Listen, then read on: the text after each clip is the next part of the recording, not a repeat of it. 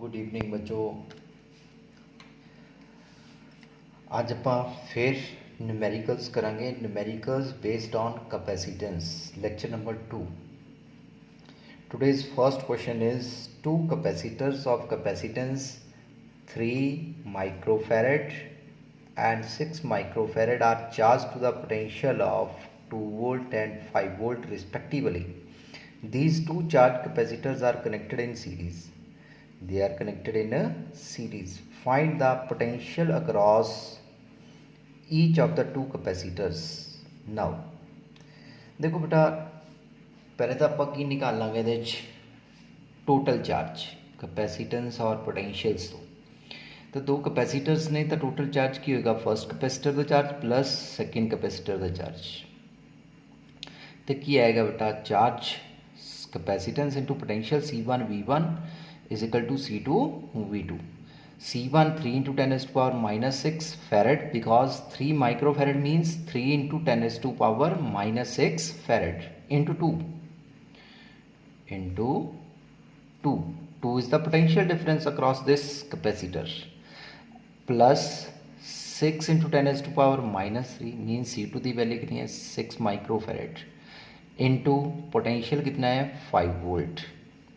सो ये 10 as to power minus 6 common लैके की बन जाएगा 6 5 ज़ा 30 3 2 ज़ा 6 36 into 10 as to power minus 6 coulomb 10 power minus 6 means micro. So it becomes 36 micro coulomb.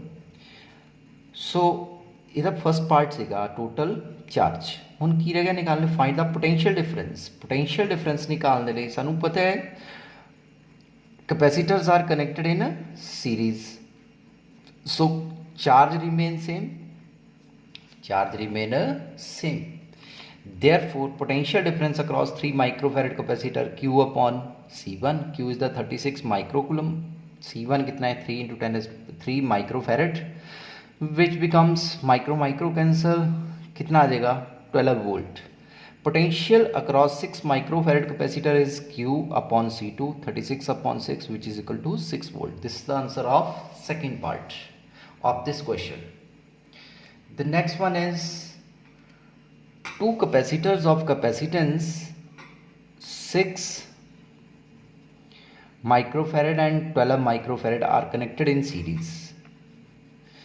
These two capacitors are connected in a series with a battery.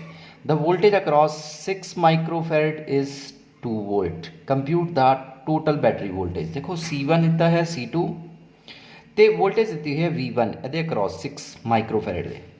Since C1 and C2 are connected in series, अगर ये series है तो potential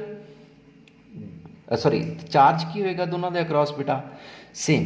charge की ਹੁੰਦਾ C1 V1 C2 V2 दोनों की values put करती हैं ये V2 निकल जाएगा बेटा की कैलकुलेट कर लेना अपने V2 कितना आ जाएगा 1 volt.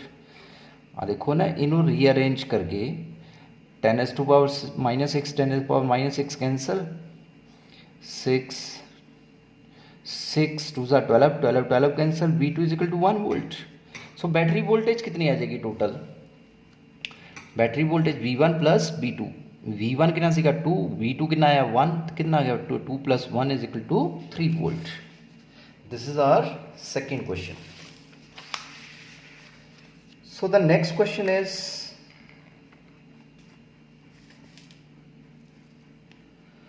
a capacitor is charged through a potential difference of 200 volt when 0.1 coulomb charge is stored in it. How much energy will it release when it is discharged? देखो सानू की दिता है चार्ज एंड पोटेंशियल. एनर्जी का formula सानू पता है कि 1/2 QB. दोनों की वैल्यूज पुट कितनी on solving it we get energy is equal to energy means U is equal to 10 joule. The next question is 3 capacitors 2 picofarad 3 picofarad and 4 picofarad are connected in a parallel.